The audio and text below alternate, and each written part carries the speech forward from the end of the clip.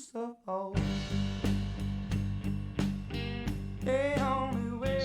let's roll. And what I wanted to do was what you did first. So this is going to be more of a roll up our sleeves and working type of training. So as a buyer's agent, the very first thing we do is well, let me back up. The what we want to do when we have a buyer is look at our transaction checklist. Okay, this doesn't mean that they've executed anything with you yet. These are forms that you need to have. So and we'll roll through that. But you need to look at everything that's on this list and go, okay, what do I need in here? What don't I need is just as important. And if you don't know which you do or don't, then we need to talk some more and work on it. But if there's an HOA, you need that disclosure. If there's a CDD, you need that disclosure. These should be provided by the selling agent. Oftentimes they're not because they don't know how to do their job and or they haven't gone through the trainings for these things. It's important that we do these, right? So, appraisal gap addendums, these were more important when the market was going way up real fast because we would get people to pay $20,000 more than the asking price, and the appraisal would come in $5,000 over the asking price. You have a $15,000 gap. You want them to cover that so they can't walk away. That's what that one was for. Escalation addendum. These you can still use if it's a multiple offer scenario. You can say every time they get another offer in hand that they have to show you that's above yours. They black out everybody's information, but they have to show you that they got an actual offer for more, and you can bump up your price $1,000 over them up to a cap. So that's what that's used for. FHA, VA, these are very important. If you have an FHA or a VA buyer, it is a little bit different than just a standard buyer that's not going down those trails, which or a conventional buyer. They're all standard buyers, but they have repair limits and things as well that you can put right on those that you put on the seller. Lead-based paint only applies if the property's older than 1978. I go 78 or older personally. So good to know. And again, any property you show that's older than that, you've got to have that. And then you have to provide them where they protect your family from lead. Do these make sense so far? Yep. Okay. Buyer's attorney approval. This is if they have attorneys. Okay. Oftentimes, I'll talk sellers that are concerned about things into having picking and paying for title. If our buyer's concerned, I want them to pick and pay because the attorneys that we close through oftentimes, those attorneys, if whoever's paying for them has them on their side and it's their attorney. So they'll answer questions for them. Not that they won't answer questions for the other side, but they don't represent them. So that's something important to remember as we go. Condominium rider, if it's a condo, all of these various things, it's if it applies to that transaction. Assumption of existing mortgages, typically only going to apply with a owner finance or a VA type mortgage. Okay. Appraisal contingency, again, this is one that gives you an easier out. People always, and including me, when I used to do these, I was like, why would I use an appraisal contingency? It's written right in the financing section of the contract. But it's an easier way to just clearly say, hey, if it didn't appraise, we're out.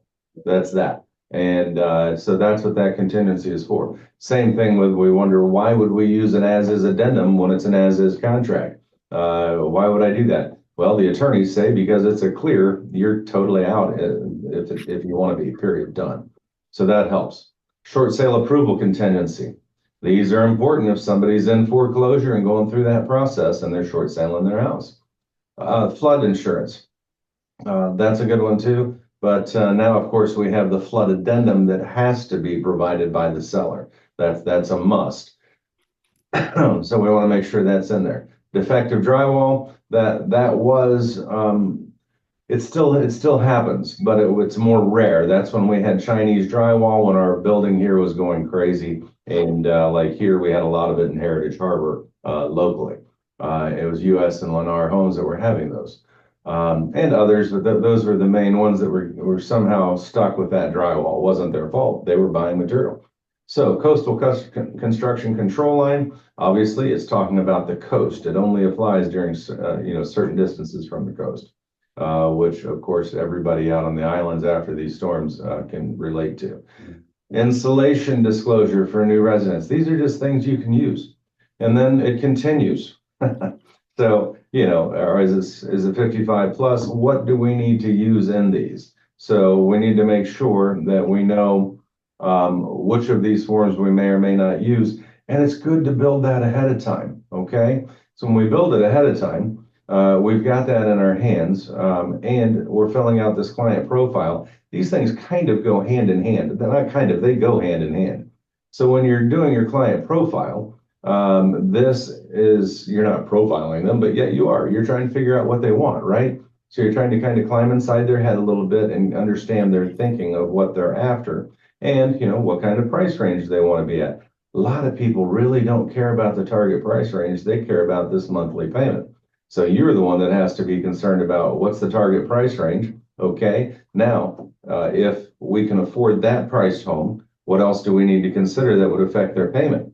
HOAs, CDDs, any other fees that could be charged by the associations. How about flood insurance? If it's not in an X flood zone, that flood insurance is going to get up there. So we need to know those things and help our buyers through it, or you'll get them signed into a contract and then it just blows up because they can't afford it. Okay. And we want to make sure and not do that, because the more times that happens to buyers, the more chances of them just walking away.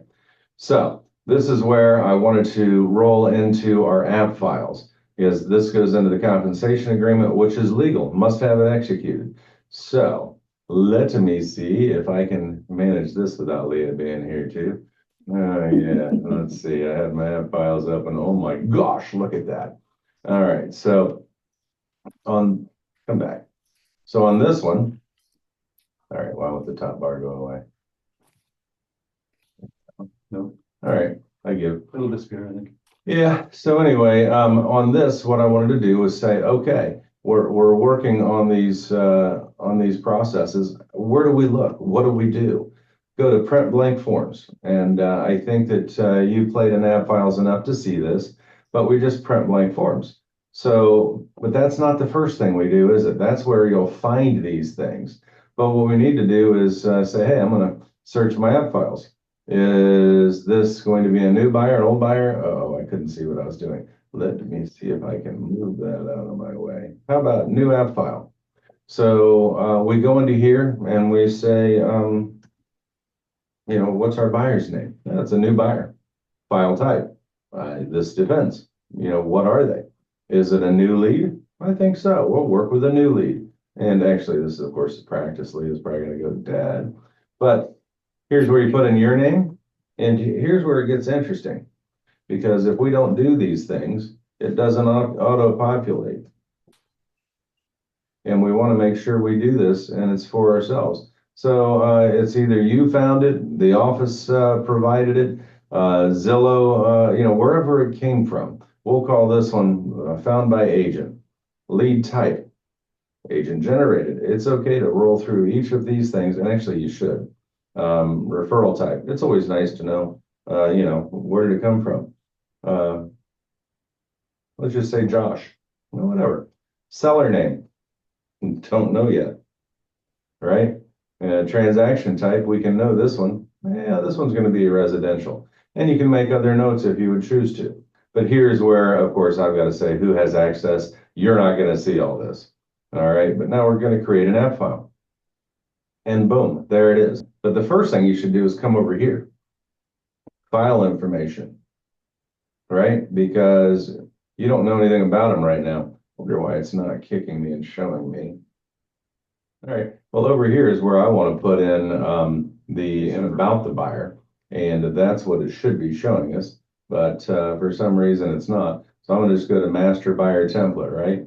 And create info section. So this is most likely going to be auto-populated on your stuff. But you want to come in here and fill this out. And there's a reason for this. The reason to fill in this side and is as you go, you're going to be able to just click and it's going to fill in the information on your documents, on your contracts, on everything you're doing from here. And you can import values from here too if you happen to know. So let's say you know the MLS that you're selling. You can put that information right here, import from MLS, and that matching field is going to directly come into your contract form. All right, so I don't have an MLS. Chris, you got an MLS number? Sure. Give me one. Or Keegan, do you have one on one of the houses you're showing right now? W7871546. Hopefully that one's right on this paper. That's one just sitting on my table. Yep. Spring Hills, Santee Street. Okay, that's it. There you go. Keegan, is that the right one? Yes, yes, sir. All right, we're running with that. Now look what it just did. That's kind of handy, isn't it? Yes. And then we have to start the import, and we have to say we're done with that. So, but that's nice because it puts in a bunch of the information that you're looking for in your agreement. And of course, these other things you want to put the buyer's email in because that also triggers to the other things. So now we're working with this new buyer. We have our template filled in. Now we come over and say add forms. Okay. And sounds like Leah went through this with you, which is awesome. And for everybody out there, these are things that Leah or any other agent that you're hanging out with can help you with, and you can have me review it, which is a wise thing too. Always happy to help however I can, unless I'm buried at the moment too. But number one thing is going to be this buyer's transaction. Hey, you made it, Josh. Good to see you. All right, so we've got that one we know we're going to want for sure. And then what we don't want to do necessarily, well, we can keep cooking this way. We're not doing, well, this is again from my side, so you're not going to see agent onboarding and things like this. But what we're going to look for is, how about, I better look at this guide. Oh yeah, I think I'll put that over there so I remember to check it out, right? This just helps you.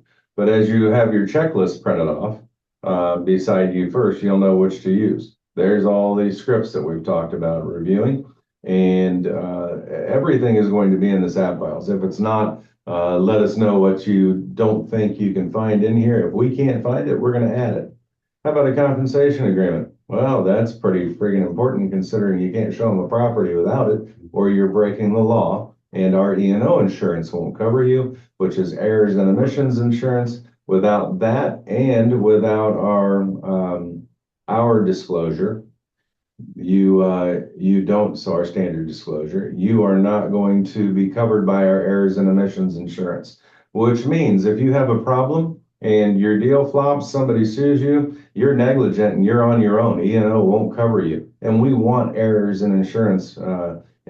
That's why we pay for it. So do those things and keep us in good shape, okay? You've already done the client profile, but we can add that as well. And the other things that we may need.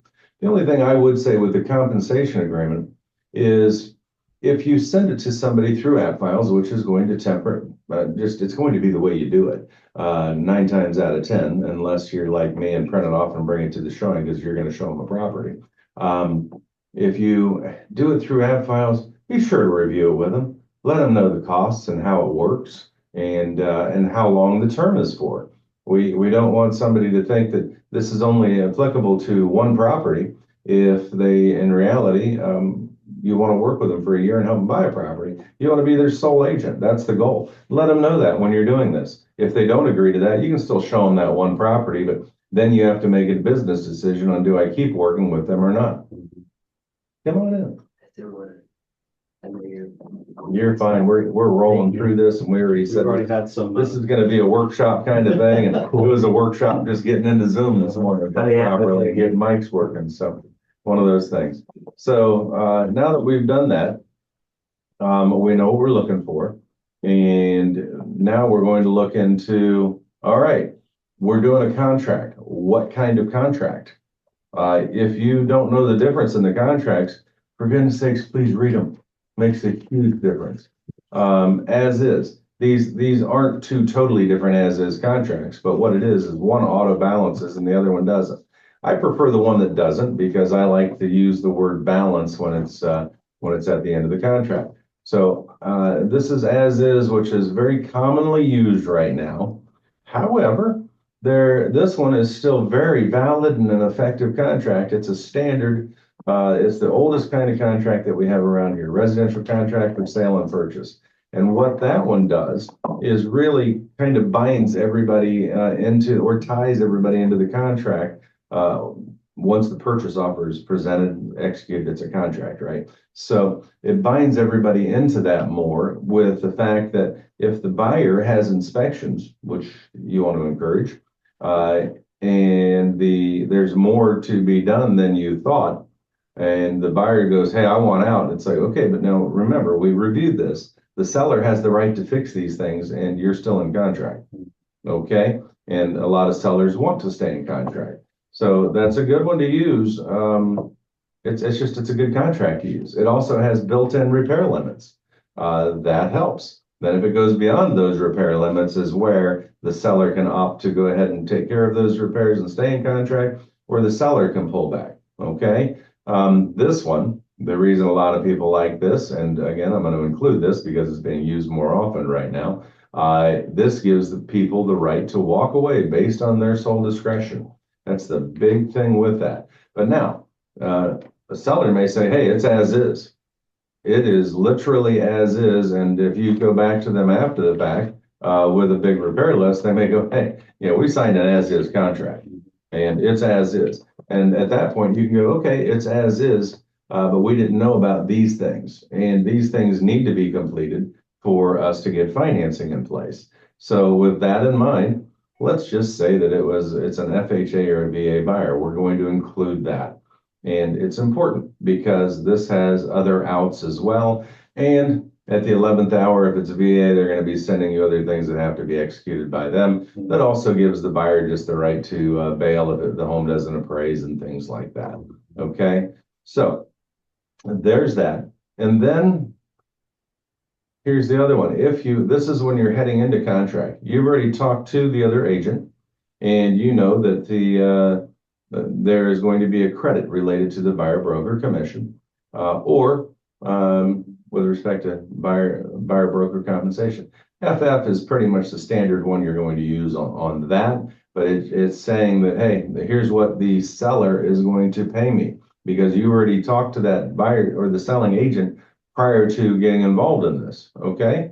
And that's a requirement, so we better have that. And then it's as is, correct? So why would we possibly include right to inspect and right to cancel? It's still as is, or the as is rider. I like the as is rider. I use that every time I write an as is contract anymore, because it's just simply, it's so clear that the buyer can just go, "I'm out, done. We did our inspection," or it's day one of inspections. We didn't even do any inspections, we're out. They're allowed to do that. And that is the challenge with that type of purchase offer, of course. So what if they've got to sell another property before they can buy? Now you've got a home sale contingency. Better include that. We hope that's not the case, but I'm working with a buyer like that now, so we'll put it on there. And of course, their home's in contract, but I'm getting ready to talk to them and help them through the list of things that the inspector found on that house. So those are a lot of the items that you will need, and you need to go back through and make sure. Chris, am I missing anything? Josh, what am I missing? Keegan, what am I missing? I actually have a question. So, because when we did it, when I called you last week, so the compensation agreement, you put the seller's broker to buyer's broker paperwork, but we did the exclusive buyer broker agreement one Okay. for Oh, for the compensation, and that's Yeah. that's good. It was down in that section you were in. Yeah, either way works. It's just one of them, the seller is paying you clearly. Correct. The other one, the seller is getting paid, or the seller's broker is the one that's getting paid. Like when I take a listing, it's typically 6%, and I'm going to pay 3% of that to the buyer's agent minus $295. She's talking about the buyer broker agreement between you and your buyer. We have the seller's broker. If you were the seller, but if you're. It was down in that section you were just in. Well, let's get there. Exclusive buyer broker agreement for transaction broker. Down the bottom, till the bottom, Mhm. yep, right, hovering right above it. Yeah. None of those. Transaction broker. Yeah, transaction. Exclusive buyer brokerage agreement. Is this the new one or the old one? We'll have to open it up and look. I want to make sure, because typically it's the compensation agreements now, not these. Correct. Okay. Is this the one I told you to use? Yep. Yeah, that's the one that we filled out when we talked on. And it'll still work. I just need to look at it and verify, because if there are any in here that shouldn't be, we need to remove them. I get tired too. Yeah. Just saying. It's not like I don't make mistakes too, guys. We do. And okay, anything else we need to include?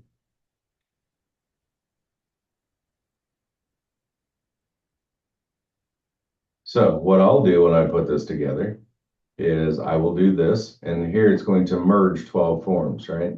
That's always kind of a pain in the neck, but it's okay, because you're going to have one big package of these. So in other words, we're back to this. So now, what do I need? Gosh, go through this and compare it against what we just did, okay? So let's close that out. But here's the kicker. It's all under here. Gosh, now what do I do with that? Well, I typically would do this, and I will say select all, and I'll ask it to split them all. That means I have individual forms to work with, okay? The reason I do that is I'm not sending a buyer my checklist, right? Or their preparation and engagement thing. But it allows you to decide what you want to package. Now, what I can always do is manage the paperwork. Now we're getting into app files training, but I can get into manage the paperwork, and I can select what I want to merge, okay? So that's not a bad thing to do either, but you have to determine what works the best for you. So this one, is if seller's broker to buyer broker, you're talking this one, this is different than what you have the buyer execute, okay? This is from the selling agent to the buyer's agent. So it's a totally different form than what you would have the buyer sign. This is between the two agents and their brokerages. Does that make sense? Yep. Okay, so in other words, you're the buyer's agent. The seller said they're going to pay you this much. Do this form if they haven't sent you anything, and have them execute it and get it back to you. You need it. Okay. Now the other one, that's the first forms we're doing. Let's see. That's our credits. All right, help me out. I got too many in here. Client profile. Where is our buyer broker transaction broker? Here we go. All right, exclusive buyer brokerage agreement. These are still perfect. So we fill it in between the buyer and us. We put the term in here, the type property, even if it's to be determined. And this is where it's just important to let them know the time frame you're looking for. Hey, you know what? You can fire me at any time, and we can cancel this agreement. But instead of me having to come back to you in 60 days and have you do this again, why don't we just make it a year? And again, if I'm not meeting your needs, or you're disappointed with my my work for you, then please let me know. And number one, I'll try to correct that. And if I can't, and we're just done, I'll terminate this agreement. Okay. So there's that. Otherwise, when they sign an agreement, that's the termination date of this agreement. Make sense? So we want to fill these out carefully. Here's the other thing on these. Of course, you can do the retainers if you wish. You can all of the various things, how you're going to get compensated. I think the standard that I'm looking for is that we want to have 3% plus 295. Okay. Now, what happens if the seller is only paying 2% minus 295? The buyer has to make up the difference. Yes. Or you can offer it into your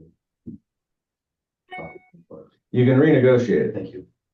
And you can renegotiate it with them. You can come in here and you can modify this agreement. If you feel like, you know what, man, I know you're a FHA buyer and I took you to a property that's only paying that much. I guess I'm willing to work for that much. Can you at least pay the 295 fee? Yeah, okay, well then we're gonna go 2% plus 295. Okay, so in reality, then they're gonna make up the 295 that was less, the 2% minus 295 is what's being offered as commission. So they're going to make up that 295 and then they're going to still pay the other 295. And a lot of these, you're going to see 495 if it's a Coldwell Banker. Okay, so there's variations in what those fees may be.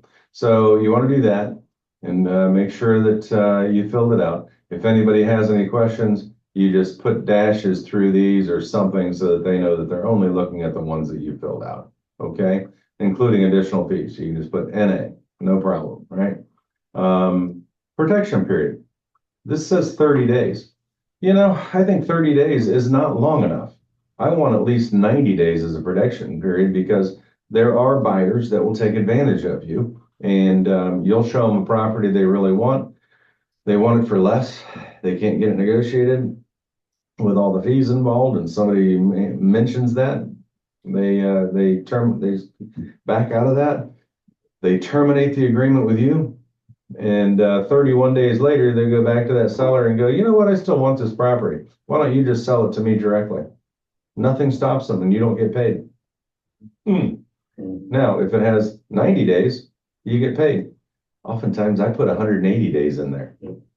6 months. Yeah. I mean, why not tie them up? Because the fact of the matter is, guys, this only relates to properties that I've shown you. That's it. Is that what you normally do then, 180 days or? I do 180. Okay. I do 180 in there. What did I tell you to do, Keegan? 180. Yeah, Yeah. that's all.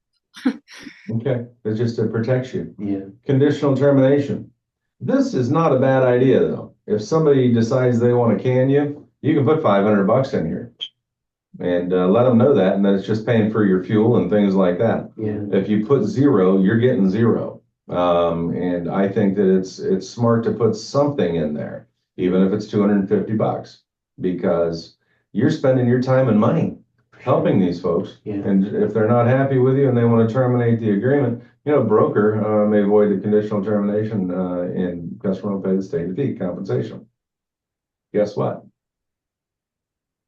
They don't want to continue. Get that fee. Okay, it doesn't hurt. Now, if it's a close personal friend, I'll put 0 there. Or I'll tell them, guys, it's just for my fuel. Yeah. If they say, what's that about? Yeah. But oftentimes it's different with family and close personal friends. Sure. But money makes people get funny.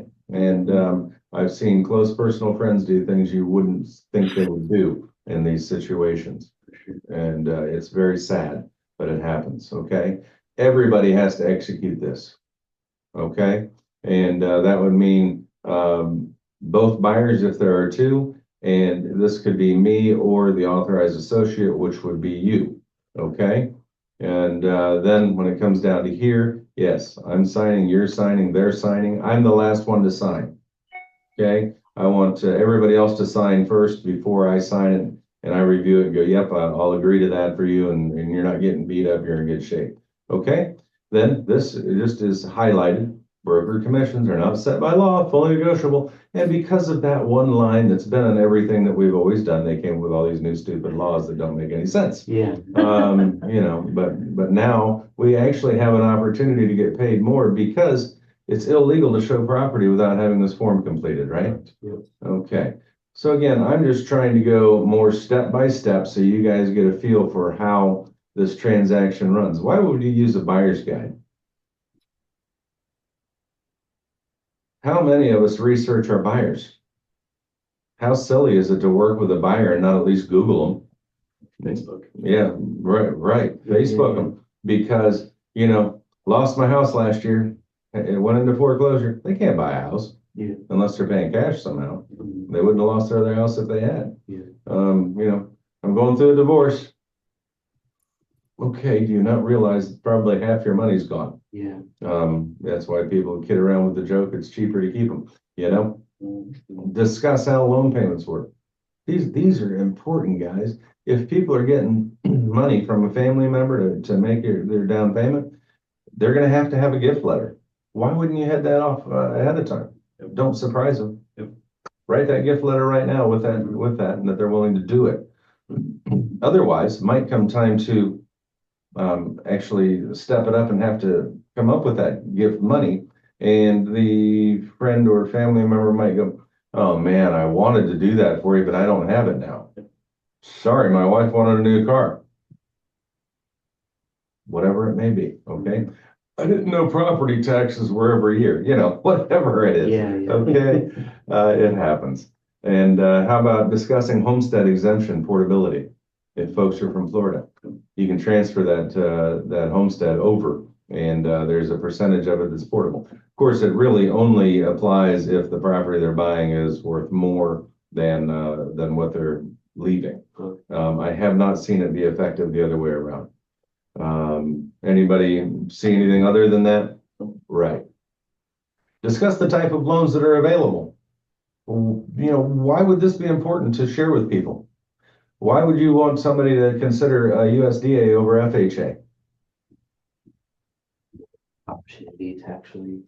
Well, pretty much it's only going to be a rural loan, right? But yeah, with 75 where we are, there are fingers of those properties that go west of the interstate too. And there's various areas around that will do that. USDA is typically no money down.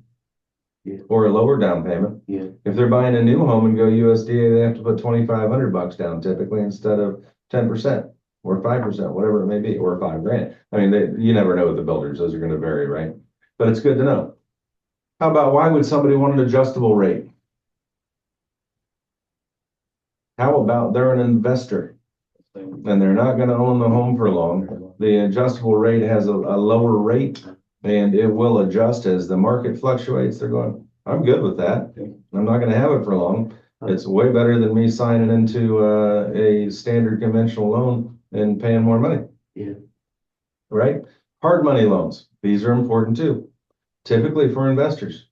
Okay. And or people that just don't have any credit. So on that note, you need to know some hard money lenders. And they vary because they run out of money. Typically. Okay. Appraisal gap, we already talked about. Escalation clause, we talked about. These are just important things. We need to review all of these things with them. There's a reason why these are in here, okay? It's a new build. Good Lord, let them know that you've got to be present when they're looking at new builds. Yeah. Please don't go without me. Already did. Did you sign in? I gave them my name. No, I didn't sign in. I'm like, yeah, they've got you in their system already. Yeah. You need to call that agent immediately and tell them, hey, I told them to go see open houses. I've been working with these folks and they're my buyer. And there are certain builders that you're out of luck. You're not going to get paid. And in our market now, you will, because they want that buyer to come to them. And it's not like they signed a purchase agreement. Yeah. But some builders have that thing out there where if you're not there with them for the first time they step foot in that house, you don't get paid because they're claiming that they have, what's it called? Help me out. Who deserves the commission if your open house signs are up, a buyer walks in and signs an agreement with you? Who has won that buyer? The one who has the agreement signed with the buyer. Now I'm asking because all of a sudden the term's out of my mind. It's like, help me. It is, oh my gosh, it'll come back to me. And they can even sue you for it if you try and take them in there then, and you've never shown them the property. Oh my gosh, why won't that come out of my mind? It will. Okay. I think I remember. It will come out of my brain. Oh my gosh, I can't believe it won't Even come out. without the signing of the agreement. Procuring cause. Thank the Oh, Lord. yeah. There it is. Yeah. They can claim procuring cause. Huh. And that's real. You know, a buyer contacts them to get into a property. You better be with them. Um, I've had other agents go, they called me about getting into the house and then you showed up with them. I'm like, it's because I'm their agent and they're out here trying hard to find a house. Do you have a problem with that? No, I was just saying I could have claimed procuring cause. I'm like, no, you can't. Because I'm here, am I not? Yeah. Okay, good to see you too. Yeah. I know who I'm working with now. I'll look at them like, I know who I'm working with now. Uh-huh. And because some people will do whatever they can to make that commercial, including getting buyers into homes they can't afford. I hate that, okay? But these are the things we have to go through. So we put this all together and now let's go here. We're doing this. We're filling out this form, right? Oh, well, now wait a minute. Do I have to do it all or can I say import form from a form that's already been filled out? Matching fields, all these things, you can go, yeah, let's do that. Okay, and you can choose what form you want to fill out. Oh, well, this isn't the one I want to do though. Import values, it's not going to do anything because it doesn't like me and it doesn't show my where is this one? Yeah, master buyer template. That's the one I want. And all of a sudden, all of these wonderful things are going to be imported into my offer. I'm finished. Those are filled in. All you have to do now is go in and fill in the seller information. You don't have to worry about that I get the tax ID right. Double check that anyway. Double check all of these things. Never go off of the MLS for a property tax ID. Always verify it yourself in the property tax records. Okay? Why? Because sometimes they slip through and they're wrong. And somebody's buying the wrong property. These have to match. Of course, those corrections will be typically caught by a good title agent, but why take it down to that point? Okay, personal property, it says that it includes all of these things, window treatments, everything else. You know what? It's good to put in here existing appliances, all existing appliances, all existing window treatments. If those things are gorgeous and you want them, include it, personal property, no contributory value. All wall-mounted TVs to remain. No contributory value. Boom. Okay. Typically, that part right there is not what a lender wants to see, but that's where you put it. Okay. Then you fill in your purchase price. You go down through this thing. My favorite word to put here instead of a number, because who knows what that number is going to be, depending on what their lender fees are and everything else. All that it does, if it's an auto percentage, is it's going to come in here and it's going to say, okay, I don't know why it didn't put the price of the property in here that we selected. Let's just say, I don't know. Hey, Keegan, what was the price of that property? It's $265. Let's say that it's $265. And, initial deposit, that's going to be up to you and the buyer on what they want to put down. Okay. You can go, I'll give you $1,000 down. A seller can challenge that and go, hey, you step that up a little bit better. And, you never want it to accompany your offer. It's made within, don't leave it blank, 3 days, right? Why do we do it that way? Otherwise, you make an offer, escrow has to go in with the offer. It's not accepted. Where's the escrow? You got to go get it back. That can take time too to have it released. Now the check has to clear and then come back. And then they can make another offer because otherwise they don't have escrow funds unless they're buying and using the exact same title company. Okay. And this one, the title company is being called out by the listing agent. And so here, typically as a buyer's agent, they're comfortable with this company. I would put it on them and then I would say that buyers pick or sellers picking and paying. Yep. Okay. That gets less money out of their pocket. How about this? You're only putting $1,000 down and they're saying, hey, after inspections, we want another 5,000 down. You can go, okay, you can add that in there. Why not talk to the listing agent? Hey, here's what I'm writing up. Is that a problem? Nope. Not at all. How about their conventional 80%? That's a beautiful thing. I guess I should put a percentage.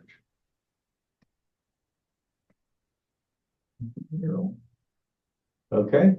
And again, if we had used the auto populate, it would run the this number minus 6,000, so it would be 259. 80% of that would show up here, even though it's not accurate. It can't be because you've got other fees that are involved. Now, how about it's an old couple? You're writing this on the 20th. You'd love to have them respond by the 21st. They don't have email. Does that ever happen in Florida? That's crazy. Okay, well, I can get to them, but I can't get over to them until probably Wednesday. Okay, I'll put Wednesday in. How's that? Great. And if that day doesn't work, just reach back out to me if they need another day. It's okay. Help them. But, you know, don't tell me there's another offer that comes in during that time period, which can also happen. I hate that. I typically go for the next day. But again, it happens. Closing, we're going to just try for, 30 days out. I give them a day because we're also accepting that time period, right? And we got a closing date. How about assignability? Typically, this is what people want to see. If they're putting it in a trust or, a family trust or an LLC or something like that, it would, be this one. How about this one? That's an investor purchase. Why else would anybody do this one? May assign and thereby be released from further liability under this contract.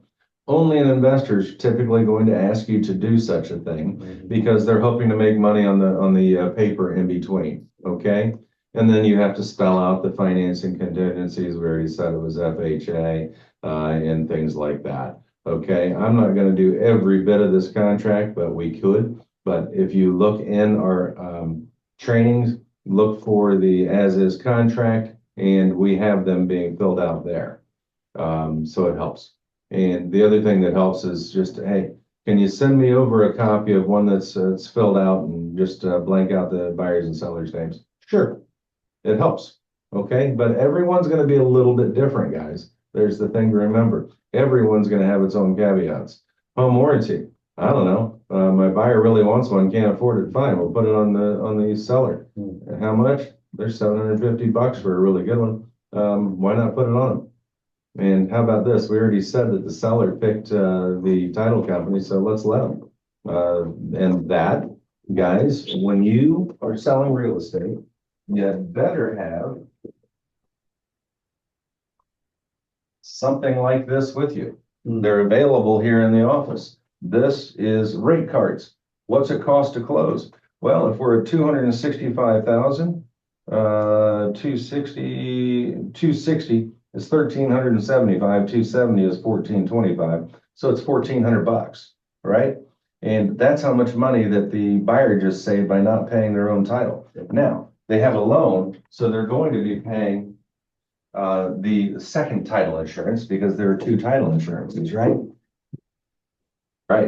Right, Ken, because there is one that's for the buyer, and then there is one that is for the lender, and the lender wants their own. So you pay that fee twice. This one's covering for one of them, okay? So important things to know. These kind of things, seller shall pay in full, time of closing. This is, if there are special assessments in the neighborhood, things you need to know. I can't help but keep going through this because it's so important. Yeah. Inspection period. Well, you could try for 15 days. Why not if you're the buyer? And most agents these days are going to go, why do you need so long? You're closing in 30 days. You want 2 weeks where they can just walk away from this thing? It's like, I got to get them down here. They've got to come back. We've got to get these things set up. Bottom line is for me, I typically don't do any more than 10 days because I know I get inspections done in 3. If I can't, it's a rarity. So important things to know how to handle that. And before you put a date in there, call some folks and see how long they would take to get to it. But if you put 15 days, we'll help you get it squared away. It's not a problem. And go to our preferred vendors list, right? All of these things, these are standard. Just because they're standard doesn't mean a buyer shouldn't read it. Will they? That's up to them. But you want to encourage them. Please read it, guys. This is probably one of the biggest investments you'll ever make in your life. There's only 13 pages. Please read it, highlight your questions, and come back to me with it. Can we sign it and then read it? Sure. And you can still ask me questions. But once a seller executes this, we're in contract, which means your feet are held to the fire, which means that you are held to this contract, whether you actually took the time to read it or not. So the scariest thing for me in this program that we have, it's a great feature, but it has initial all. And they just go, ding, put in their initials. Yep, that's the one I like, and boom. And they've signed, or they've initialed the whole thing, and then they just need to sign. In doing so, they have decided that, you know what? I don't know. Maybe I'm just too lazy to read it. So what are we including here? Additional terms and an addenda. FHA, VA financing. We just said that was on there. That's important, right? Homeowners? Yeah, it might have a homeowners association. Most do. Okay, and things like that. What else? There besides, we'll write in seller's disclosure. Yep, I always right here go boom. Seller's disclosure. We want their seller's disclosure, and we want the Survey if available.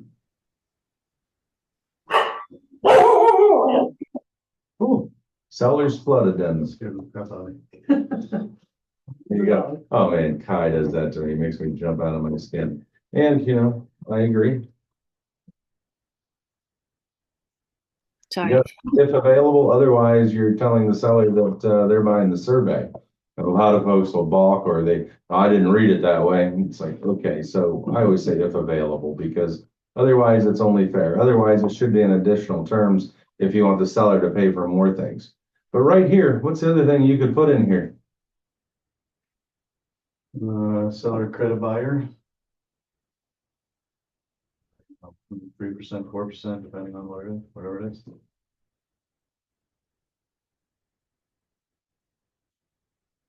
Yeah, come on, bigger.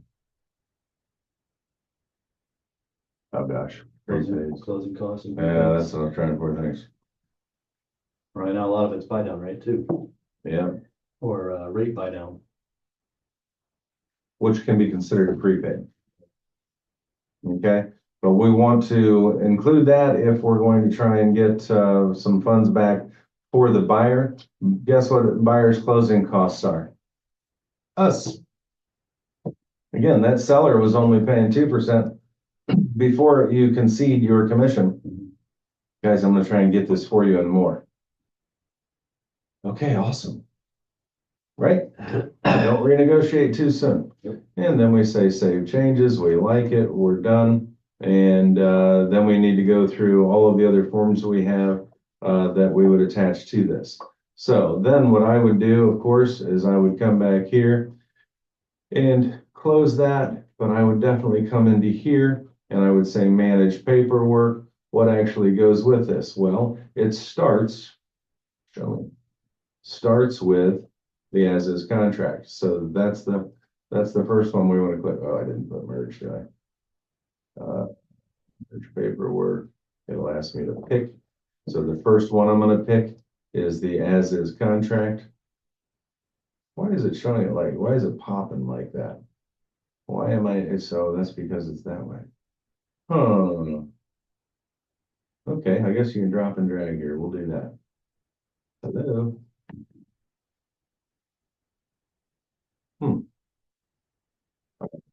Hit the plus button. So anyway, you're going to add the things that are needed and in the order that you want them to be reviewed. So, you know, personally, I don't put this one high. I do put, and you can put them in the order of the actual addendums. So maybe we do E first, right? And then maybe we go to, yeah, I still like to put this one later, but we'll put the FF. Okay, and this doesn't, oh, well, this seller's broker to buyer's broker, if we need to, we already did the FF up here, so we're good, which is credit related to buyer broker compensation. And that's that, and we say merge selected, And now, next time we come in and we look at our paperwork and we click on this as is, it's going to be all of it in this big, long stream, which is wonderful because now we have 19 pages, right? But when we get into signing part, this really makes sense to do it this way, right? Because you're only sending them one document, one complete document to sign. And even if a selling agent renegotiates and sends you only over the first page, you then have to go in and you split your forms and you split the pages and you edit the pages. You go, okay, this one's gone, right? And you put in the new one. And then you send back the completed package to them and to everybody. Okay, I don't just do a one-page change, but a lot of agents that have been doing this for a long time will, because we used to get away with that. And it wasn't a problem. Boy, have they tightened this up on documentation. But anyway, this is the starting point with buyers. So maybe I should rename this in our series as just buyer's agents. I have a buyer. What do I do? Part one. Yep. Yeah. Okay, because the reality of it is then you have negotiations. How do you handle negotiations? And what if if this happens?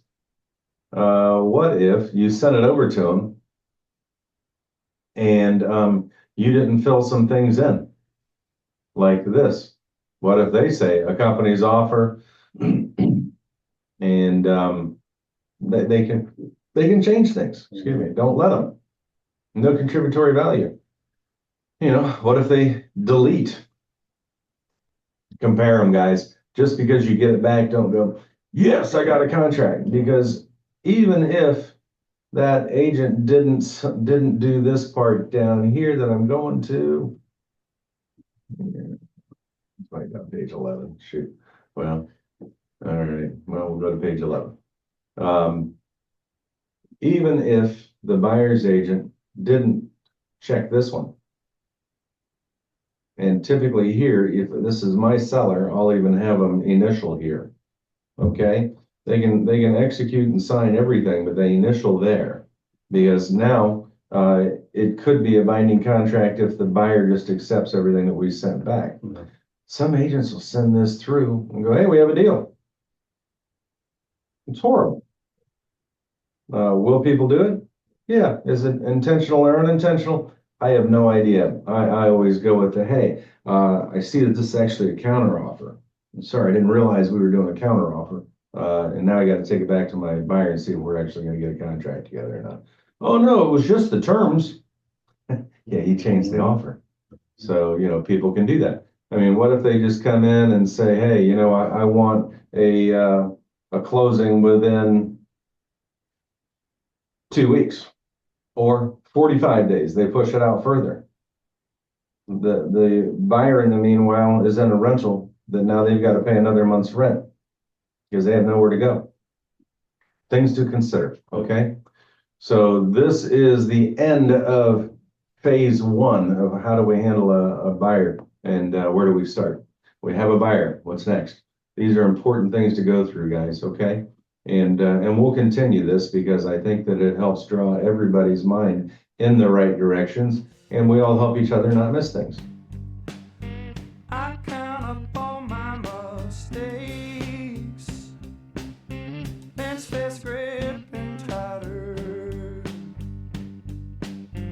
ever consumed by shame. Shake off the ghost of hope. They only weigh you down.